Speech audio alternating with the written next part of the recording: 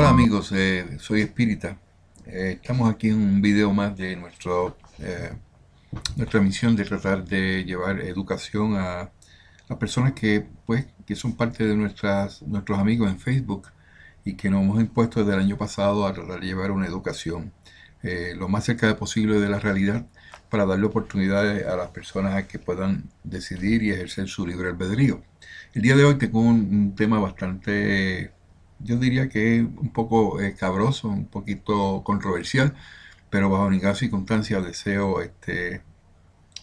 hablar de una manera despectiva sobre nadie. Simplemente quiero traer unos hechos que están escritos, que están publicados, y simplemente para llevar a las personas, como siempre lo he hecho, que nos pongamos a pensar un poquito más.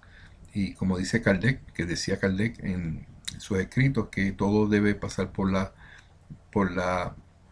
el tamiz de la razón. Nosotros no debemos estar en la vida simplemente con los ojos cerrados como una gringola para simplemente hacer lo que otros quieren que hagamos.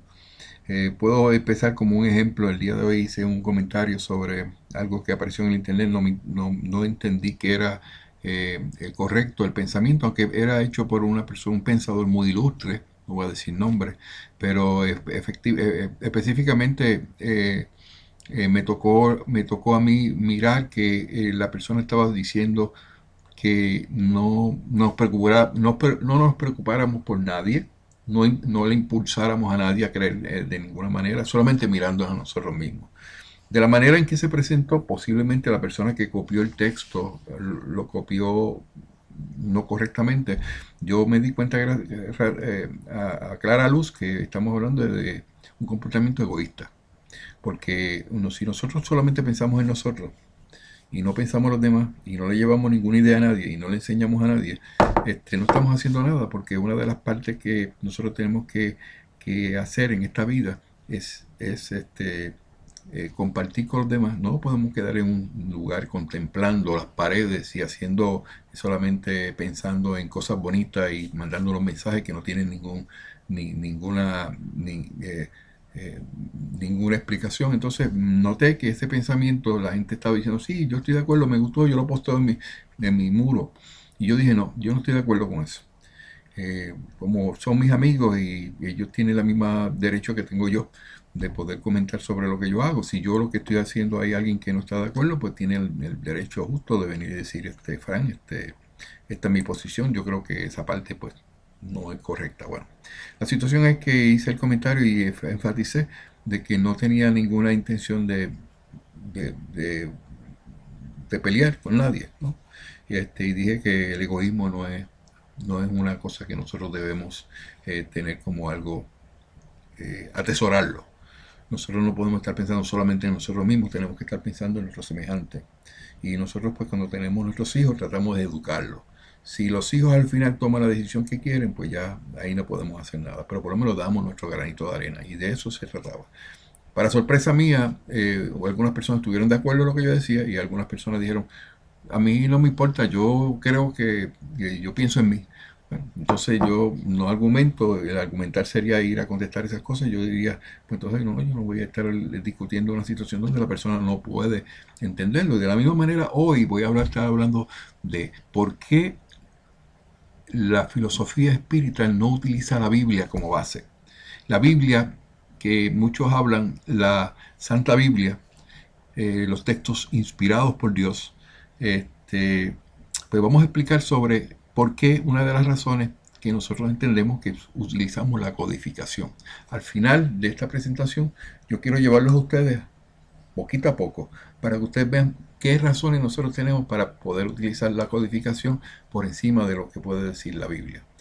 Primero que nada, antes del siglo XX, que fue el siglo pasado, nosotros estamos empezando en el nuevo siglo XXI, había 7 Biblias establecidas. De esas 7 Biblias, cada una de ellas habían estado basadas en lo que se llama el Textus Receptus. Van a mirar ahí la descripción, Textus Receptus o textos recibidos. Ese es el término. Eso fue en el siglo XX. Ahora, antes de eso, en el tiempo mucho más antiguo, habían 13 versiones de la Biblia. O sea, cuando tú dices Dice, Fran, no, yo creo en la Biblia, yo no creo en nada más, yo creo en la Biblia. Ok, yo tengo que preguntar, ¿cuál Biblia? Porque no estamos hablando de una sola Biblia, estamos hablando de 13 versiones en la antigüedad y todas ellas también utilizaban el Textus Receptus. Y voy a explicar por qué yo estoy refiriendo mi presentación de hoy basado en esa parte inicialmente. ¿Qué quiere decir Textus Receptus? Ok, Textus se puede decir que se dice de esa manera. Textus receptus es textos recibidos. Son los textos impresos en griego del Nuevo Testamento que provee la base para la traducción vernácula del tiempo de la Reforma. Entonces, eh, usted se pregunta, ¿por qué todas las iglesias del segundo siglo, del tercer siglo después de Cristo, y todos los reformadores protestantes de los siglos XV, XVI y XVII escogieron siempre utilizar el Textus Receptus en preferencia de los textos menores? Se habla de cuando estamos hablando de la Biblia con relación a los textos mayores y los textos menores, decimos que los textos mayores son aquellos considerados, son el 95% de 5.300 manuscritos griegos en existencia. Por eso son llamados textos de mayoría. Pero el otro 5% se llaman los textos minoritarios. Ese 95% de los textos de mayoría, en todo ello está el Textus Receptus, en este término. Y voy a mencionar más adelante qué quiere decir esto. Textus Receptus está de acuerdo con las versiones originales de la Biblia en Peshitta, que fue una Biblia que se hizo 150 años después de Cristo. La vieja Vulgata Latina, que fue en el año 157 después de Cristo. La Biblia Itálica, que fue en el mismo año. Y estas Biblias fueron producidas 200 años antes que los textos minoritarios, que son el 5% que yo dije que son de los griegos, como las favorecidas por el Vaticano y Sinaí, que estaban favorecidas por la Iglesia Católica. Entonces, también puedo decir y añadir que Textus Receptus está de acuerdo con la mayoría de las 86.000 citas de las escrituras de los padres de la Iglesia. Textus Receptus no habían sido manchados con la filosofía egipcia y de los no creyentes. ¿Qué quiero decir con esto?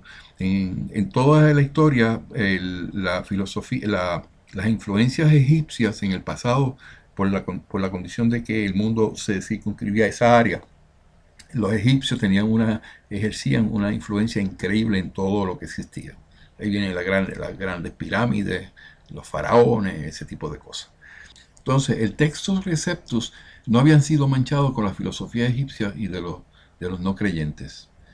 Ellos no eran cristianos y pues tenían su propia filosofía y estos textos no habían sido manchados con ninguna influencia exterior, incluyendo los egipcios. Textus Receptus mantiene fuertemente las doctrinas fundamentales de la fe cristiana, las que hablan sobre la creación de acuerdo a Génesis, la divinidad de Jesucristo, la virginidad de María, los milagros, etcétera, que muchas de esas cosas tampoco nosotros estamos un poquito en desacuerdo. Pero en términos generales era lo más cercano a lo original, a lo que se pretendía y lo que posiblemente muchos pueden decir a los textos originales. Pero el Textus Receptus fue y sigue siendo el mayor enemigo de la Iglesia Católica. ¿Y por qué eso puede ser el mayor enemigo de la Iglesia Católica? ¿Por qué usted puede creer que una cosa como esa, que es tan importante, pueda ser el mayor enemigo de la Iglesia Católica? Pues lo voy a decir más adelante, no se lo voy a contestar inmediatamente, pero más adelante. Vamos a ver una cosa de lo que ha ocurrido en este siglo, empezando en el 1900, el siglo XX, y a lo que va este siglo, hasta 1995, que se hicieron los grandes cambios en las diferentes versiones que existen de la Biblia, que son reconocidas que es supuestamente la palabra de Dios. Vamos a ver qué es lo que tenemos. Tenemos nueve Biblias en existencia. Se llama The New American Standard. Esa Biblia, que se llama la nueva versión estándar americana, esa le han quitado de lo original, de los textos receptus que le había hablado, quitaron 909 versos. Fueron eliminados. Y ahí incluimos referencias a Jesús, referencias a la oración, referencias a muchas cosas que habían en los originales. También tenemos la revisión de la Biblia revisada. También a esa Biblia se le sacaron 788 versos. Y tú me preguntas, ¿cómo lo sacaron? Pues algunos de los que están ahí escépticos, de los que son críticos, que se lo saben todo y que tienen un poder de hacer ese tipo de cosas, se sentaron con un lápiz y empezaron a tachar, esto no va, esto no va, esto no va, esto no cuadra, esto no va, esto no va. Además de las influencias ecuménicas que han habido en los últimos tiempos, donde todo el mundo quiere también decir, vamos a estar bien con este y con el otro y con el otro, y esto no cuadra con aquel ni cuadra con este, vamos a buscar una forma, vamos a eliminarlo, sin darse cuenta que están sacando la parte importante y la parte principal de la esencia de lo que supuestamente era la esencia de la Biblia original. Entonces, hay otra Biblia que voy por tres ahora, The New World Translation, la traducción del Nuevo Mundo. Sacaron 767 versos. La Nueva Biblia Internacional, 695. Las Buenas Nuevas, que es una Biblia bastante popular, 614 versos fueron eliminados. Alguien pasó por allí con un lápiz afilado y le fue cortando. Esto no va, esto no va. O sea, que fueron adulterando lo que supuestamente era original del principio. La Biblia amplificada o ampliada, le quitaron 484. La Biblia de los jesuitas, que se llama la Douay, la voy a explicar aquí, lo voy a escribir, yo no lo sé pronunciar muy bien, yo no soy muy bueno en eso. A ese le quitaron 421 textos o versos. Y entonces vamos a la controversia que se creó en 1880 por ahí, donde los testigos de Jehová, cuando tiraron su Biblia, cuando salió su religión, ellos sacaron 120 versos. Y cuando eso ocurrió, fue tan y tan grande, no se había hecho más ninguno de los cambios de los que dije anteriormente, ¿verdad? Pero en el 1880, para esa época, los testigos de Jehová cogieron también un lapicito y empezaron a tachar, esto no va, esto no va, y quitaron versículos completos de la Biblia, la borraron y fueron criticados por todo el mundo. Entonces, dentro de esa mejurje de cosas que han ocurrido a través de los últimos, digamos, 200 años, en la Biblia King James, que es por excelencia la que se supone que es la original y que es la perfecta, negó que Jesús es el Hijo y lo sustituyó por la palabra siervo en la nueva King James 66 veces. O sea que en 66 de las menciones de Jesús, Hijo de Dios, ellos lo sustituyeron 66 veces, pusieron, no, hijo no va, es siervo. Los testigos de Jehová eliminaron 120 textos, ¿verdad? Que es lo que estamos diciendo. Uno de los textos que eliminaron completamente fue el texto de Mateo 3. El versículo 3 fue eliminado por completo y el versículo 3 es a continuación. Eliminaron a Marcos, el versículo 46, donde el gusano de ellos no muere y el fuego nunca se apaga. Ese versículo completamente se eliminó. También ellos en Marcos 16, del 9 al 20, estamos hablando de 12 versículos, o versos, perdón, no versículos, versos. Todo fue removido y porque mencionaba a Jesús apareciendo luego de la crucifixión. Ellos no querían ver a Jesús, que él había, como dice la mayoría, que resucitó.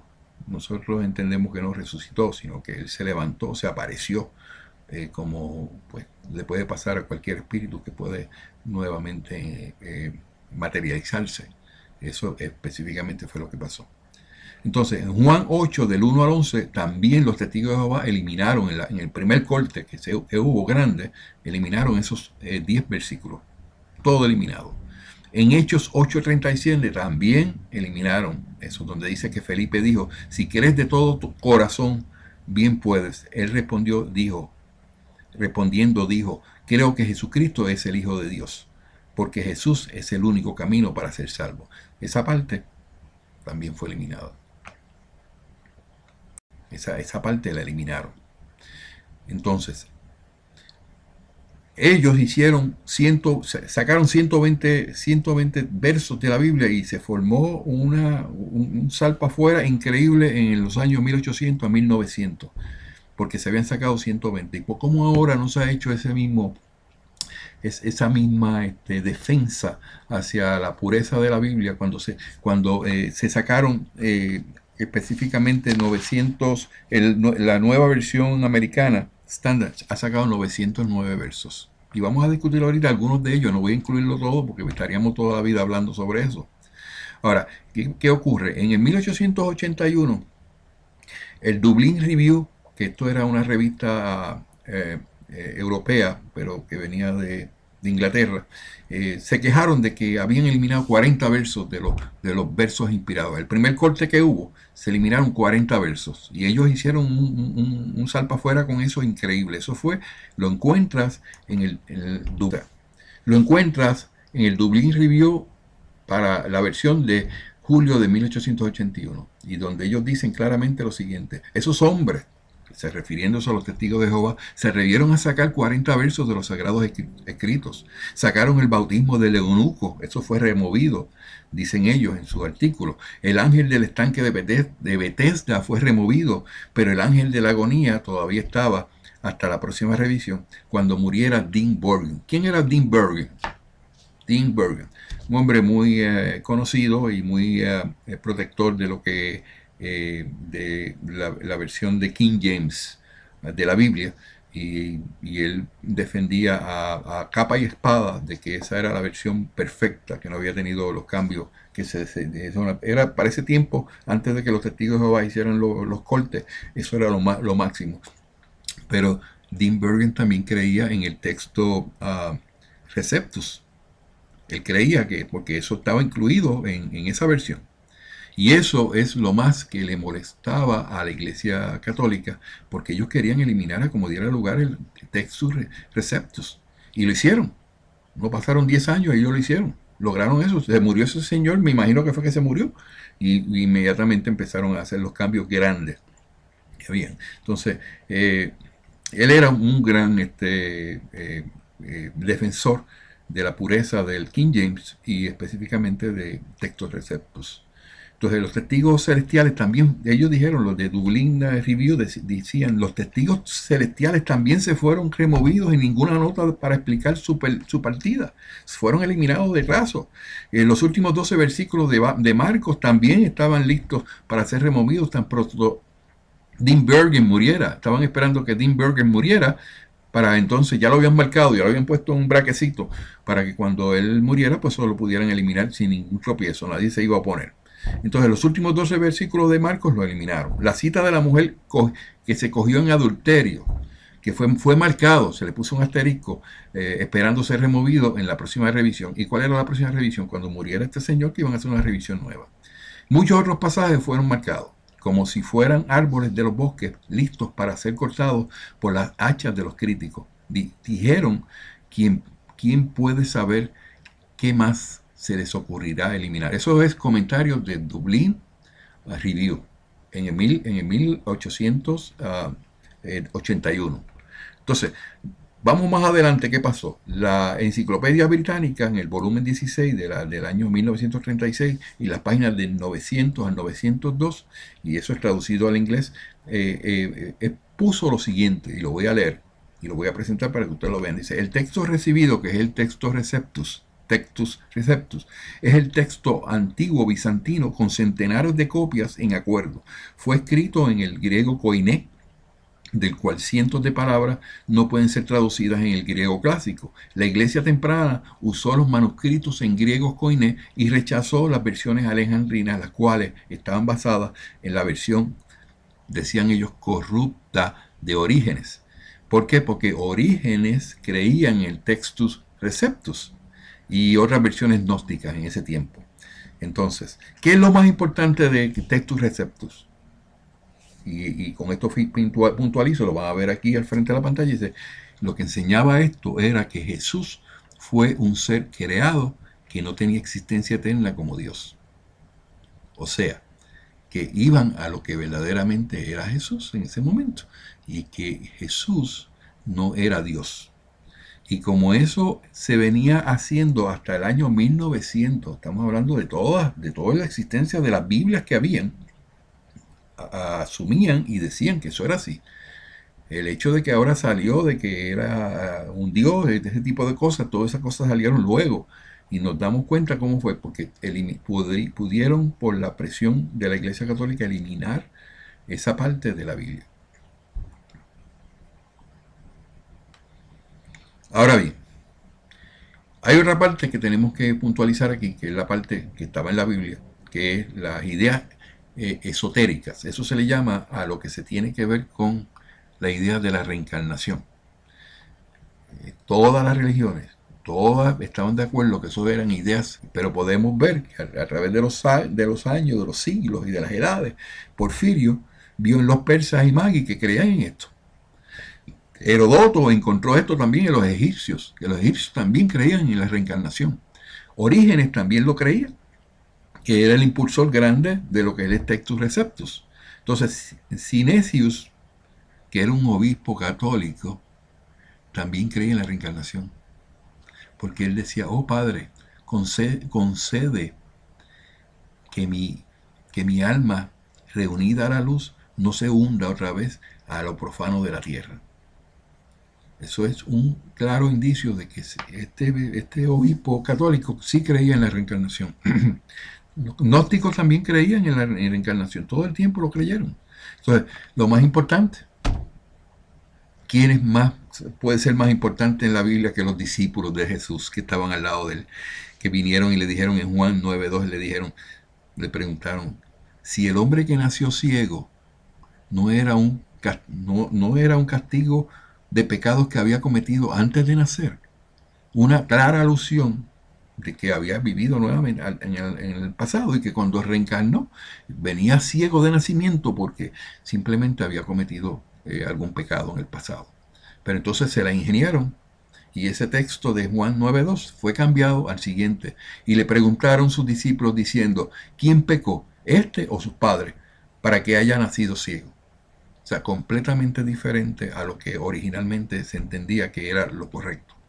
Entonces, vamos a empezar a hablar, ya que estoy dando una historia bastante somera de dónde sale cada una de estas cosas. Ok, vamos a ir ahora a más específico.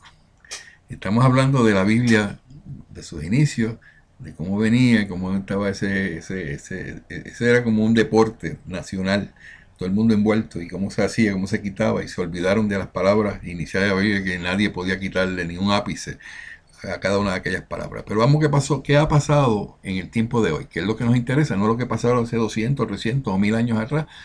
Si buscamos en la Biblia, y hemos hablado que no solamente una Biblia, hay varias Biblias.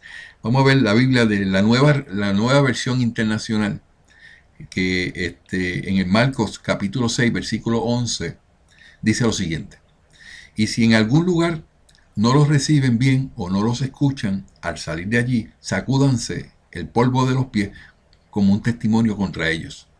Okay. ¿Qué pasó con la revisión?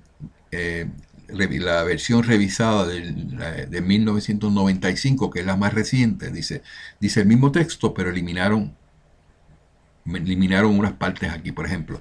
Y si en algún lugar no los reciben bien o no los escuchan, al salir de allí, sacúdanse el polvo de los pies como un testimonio contra ellos. Había en esa versión una parte que decía, de cierto os digo que en el día del juicio será más tolerable el castigo para los de Sodoma y Gomorra que para aquella ciudad.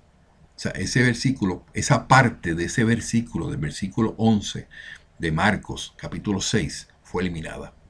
Entonces, ¿por qué fue eliminado? Pues no hay castigo y por lo tanto no se necesita reencarnación, o sea, quitan la idea del juicio. O sea, básicamente eso tenía un poquito de escollo con los pensamientos de las personas que no quieren creer en la reencarnación, y nosotros creemos en la reencarnación firmemente. Ese es un buen ejemplo que le estoy dando. Vamos a otro ejemplo que le voy a dar. En Marcos capítulo 10, versículo 21 dice, en la nueva Biblia LBLA, me imagino, pues tiene su sigla, y dice, y ven, sígueme, Y en la nueva versión internacional dice, luego ven y sígueme. En la CST, me parece que es voy a averiguar y le digo, eso es otra Biblia, son 3 versiones. Que luego vuelve acá y sígueme. El mismo versículo en las 3 versiones, en 3 Biblias diferentes, de diferente manera. Y van a la revisión del año 95, que la he revisado, la versión revisada, y dice, ven, sígueme, pero eliminan tomando tu cruz. ¿Y por qué eliminaron eso, tomando tu cruz? Pues lo eliminaron porque hay que cargar una cruz en la vida, debemos pasar por pruebas y eso lo eliminan. O sea, si eliminas eso tomando tu cruz, pues no hay ningún problema, porque eso que están diciendo por ahí, que hay reencarnación y que venimos a esta vida a tener que pagar por unas pruebas que hicimos, por algo que hicimos mal en el pasado, pues eso no lo sustenta. Y por lo tanto vamos a eliminarlo, vamos a coger el lapicito y lo borramos. ¿Okay?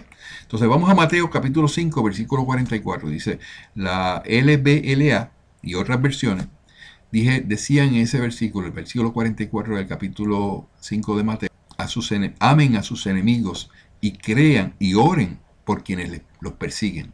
Entonces la revisión del 95 dice, pero yo os digo, amad a vuestros enemigos. Y eliminan, tácitamente, lo eliminan, la parte que dice, bendecid a los que os maldicen, haced bien a los que os odian y orad por los que os ultrajan y os persiguen. O sea que la nueva versión solamente dice, pero yo os digo, amad a vuestros enemigos por los que os ultrajan y os persiguen. Son cambios sutiles, pero son importantísimos, porque la mente de los seres humanos que no quieren ver otra realidad y no pueden ver la realidad de la codificación que nosotros tenemos, solamente se basan en la Biblia. No, la Biblia, lo que dice la Biblia es perfecto, eso es irrefutable. Y yo quiero decirle, con todo respeto, de que cómo puede ser una cosa irrefutable si los hombres la cambian. No Dios, ni los espíritus, Dios la cambia. Le quitan cosas básicas de la esencia. Y toda esa esencia reforzaba nuestra posición. Por eso fue eliminado. No puedo decir que simplemente por el espiritismo, porque aquí hay unas cosas envueltas que es el ecumenismo, que es otras religiones, los protestantes. O sea, que no puedo decir específicamente que era por nosotros, pero eso en su modo inicial daba luz a que nosotros teníamos razón en lo que nosotros promulgamos y predicamos. Vamos a otro versículo, que es en Mateo 18, versículo 11. La nueva versión internacional dice no existe. O sea, esta parte no existe. Esa la eliminaron ya hace rato que le pasaron una hacha. Mateo 18, 11. En la nueva versión del 95, que es la que usamos de base hoy, que es supuestamente lo último y lo más reciente, dice lo siguiente, porque el Hijo del Hombre ha venido para salvar lo que se había perdido. Oh, cuidado. ¿Qué pasó aquí? ¿Dónde está Jesús? Ya eliminaron a Jesús, ya le tomaron la cabeza al pobre Jesús, Dios mío. Ya a Jesús lo quitaron de la Biblia en ese versículo, que no debería ser.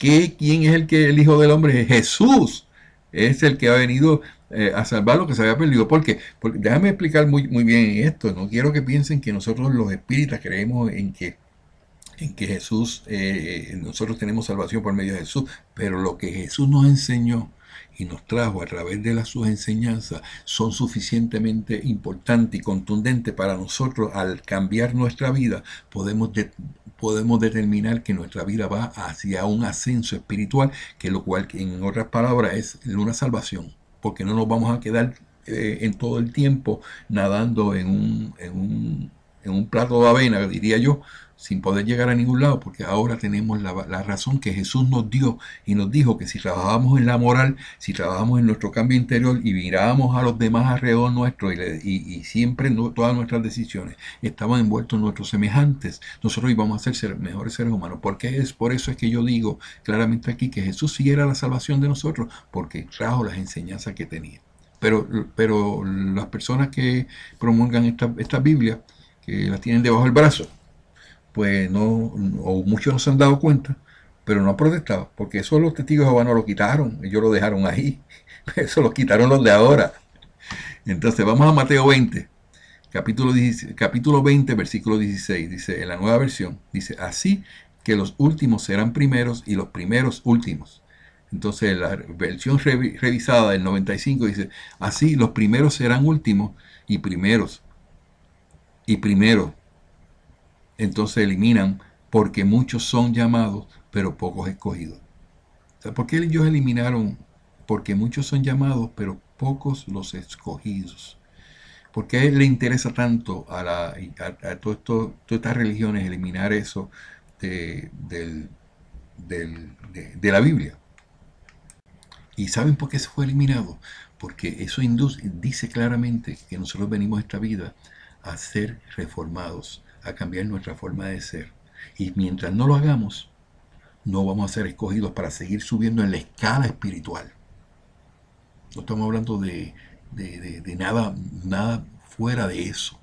Y aquel que no pasa por ese proceso de transformación moral se queda estancado. Y esos espíritus o estas almas que se mueren, que desencarnan, se siguen quedando en un mismo nivel y siguen penando en ese lugar espiritual, que muchos le llaman el umbral, y están ahí errantes hasta que pueden volver a encontrar esto que nosotros conocemos, que es la moral, y que cambia nuestro comportamiento y nos activa nuestra crecimiento espiritual. O sea que verdaderamente un versículo tan importante como ese también lo utilizaron. Entonces, ¿cómo nosotros vamos a utilizar un documento que ha sido alterado por completo? Que no tiene ninguna lógica ni nadie ha justificado por qué lo eliminaron. Ahora lo eliminan lo más tranquilo. Pues porque la gente ciegamente cree que lo que dice la Biblia es lo que ellos tienen que hacer. Y tenemos que aprender, que es lo que nosotros enfatizamos, y yo enfatizo mucho en lo que yo divulgo en mi educación, de que todo tiene que ser por lógica. Ahora puse un jueguito ahí de un gato que mira a la persona y la persona lo mira y se queda ahí y le dice, chequete esas cartas y de esas cartas que están ahí, piensa en una.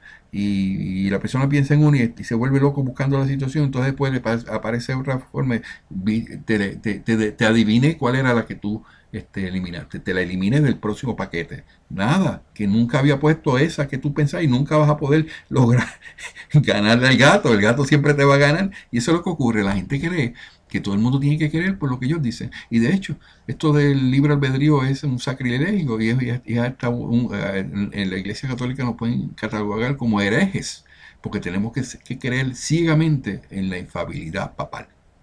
Y el que no cree en eso, pues no. ¿Y dónde está el libre albedrío que Dios nos dio?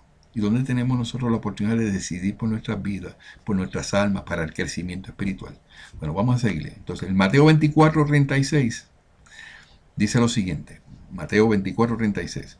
En la nueva versión internacional dice, pero en cuanto al día y la hora, nadie lo sabe, ni siquiera los ángeles en el cielo, y eliminan ni el Hijo, sino solo el Padre. Y la versión del 95 dice, pero el día y la hora nadie sabe, ni aun los ángeles del cielo, de los cielos, sino solo mi Padre. ¿Y dónde está ahí mi Hijo que representa a Jesús? ¿Cómo es posible que los que hablan de Jesucristo, que es lo más importante, que la salvación viene a través de los cristianos, la hayan permitido, que le hayan quitado eso del versículo número 36 de Mateo 24? Aquellos que quieren argumentar en contra de lo que yo estoy diciendo, yo no estoy diciendo algo que me inventé, estoy diciendo lo que aparece, lo que está escrito ahí. Y si usted quiere argumentar conmigo y usted solamente predica con la Biblia debajo del brazo y está para aquí y para allá y lo único que está pidiendo es dinero y lo único que está haciendo es simplemente sin pensar en el ser humano, ni en la compasión humana, ni la gente que se pierde, pues entonces usted tiene que mirar, tiene que defender su punto y tiene que ir allá, como yo hago, que estoy defendiendo el punto mío, de la parte mía aquí. Ok, quiere decir